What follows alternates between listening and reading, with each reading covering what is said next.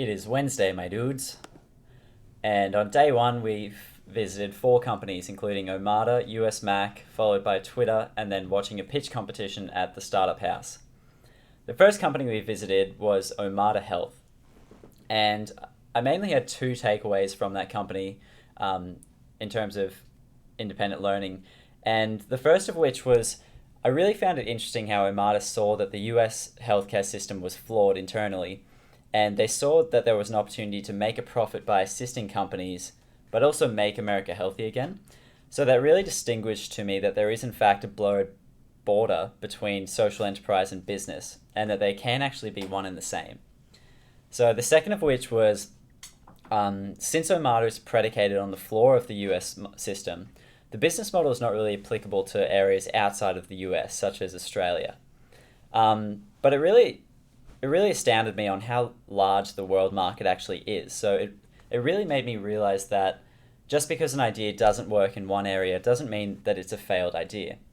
And so those two ideas were really my main two takes from Omada Health. Walking into US Mac, I really had no idea of what to expect, but walking out, I think I've gained a lot, especially about what venture capitalists are looking for.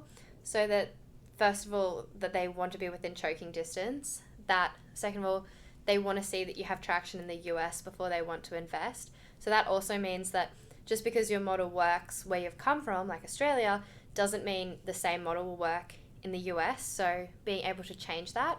And I think that's where the business accelerator comes in, and having the mentors that can help you. Like, I really now understand the value of a business accelerator and what it can actually do for a startup. And also the fact that venture capitalists are happy to invest in an A grade team with a B grade idea rather than a B grade team with an A grade idea. So the notion that they're more interested in the value of the team than necessarily the value of the idea. And also the value of the pitch, and being able to pitch for 30 seconds when you meet someone, but also understanding the audience and knowing if they're interested and whether to continue. So I definitely gained a lot from that. And most importantly, I think what I took away is that it's okay to fail, and it almost gives you credibility here. And I think that was probably the most shocking but greatest takeaway from US Mac. So we went to Twitter, which was one of the most amazing experiences. The workspace was incredible and nothing I've ever seen. But I also learned a lot in terms of what the big companies here in the Valley are competing for. So they all have money, they can all offer people money, but what they're really competing on is the culture of the environment, the value of the work, and the autonomy of the job. The engineers were saying they want to be able to do something that is good for the world, and they also want to be able to do it how they like and in their own ways. So I think that was really interesting just to hear their perspective, especially because when talking to Omada and US Mac, we were talking to more senior people in more management roles, where we were talking here to more senior people in engineering roles. So I think that was really interesting to get both sides, and I think from that I also got how the engineers prefer to work within their streamlined teams and not really go outside of that, where in Omada they were saying that they integrate the whole company. It's like a collectivist society. So I think that was really interesting dynamics. Yeah, I really enjoyed Twitter. Still Wednesday, my dudes. So we went to Google on Tuesday, which was just the dream. I really, really enjoyed going to the campus, and really you hear a lot of hype and you get to hear about Google, but actually visiting there and feeling the vibes and seeing what it is actually like was just unreal. So I think my main takeaway is that diversity is valued in the workplace, because his example of you can't launch a phone in India that's designed for an American market if it has no relevance to India. So you need to have people from all different cultures and walks of life in order to be a global business. And that was definitely a main takeaway for me. Also, the threat of failure has been, with all of these companies, I think everyone has mentioned something about failure being okay. And I think that's really strong culture in the Valley, that failure is accepted. So that was something also interesting, that even at a company as big and as serious as Google, that they still say it's okay to fail, and you're actually encouraged to go out and try new things.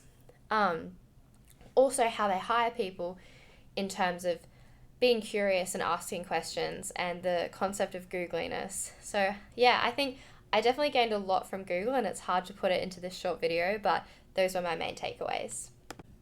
The second company that we went to after Google was the Mitchell Lake Group, which is an executive search specialist recruitment agency which focuses on finding specialist individuals who could join a team of executives for a particular startup company.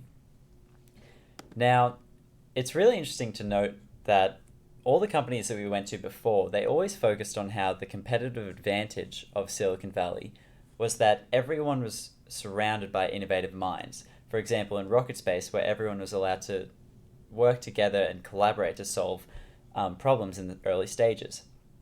However, speaking with Mitchell Lake, they mentioned the development of new roles within a company, such as the Chief Security Officer, who is essentially responsible for the protection of information and intellectual property. Now, hearing this, it essentially sounded like it was going against the intuitive theoretical understanding of innovation and collaboration.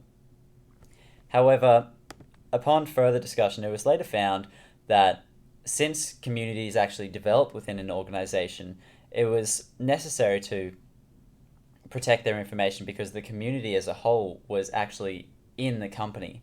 And I've particularly found that interesting from the Mitchell Lake Group. The third company that we saw for day 2 was Salesforce. Now, Salesforce is a customer relationship management organization, and we spoke to Hugh, a representative of Salesforce. Now, in the first half of Hugh's presentation, it was really interesting to hear the opposite side that US Mac presented. So US Mac presented from the perspective of what it's like to actually run an accelerator program and what they want to get out of their clients who are in the accelerator program. Now, Hugh, having run Nexus Notes, went through an accelerator program, and he really expressed the idea of what venture capitalists value when going through an accelerator program. Now, it was really interesting to hear how venture capitalists were not just satisfied by a profitable business idea. You had to be the idea that would subsidize or even offset the loss of the other 19 bets that the venture capitalist places. Now, another interesting fact was Hugh also stressed on the idea that the team was significantly more important than the idea, and the fact that none of them had failed or even tried a startup before. They were really unlikely to get funding. Now, this really reinforced the incredible idea of how failure is essentially inevitable in Silicon Valley, and it actually adds intrinsic value to the team in the long run.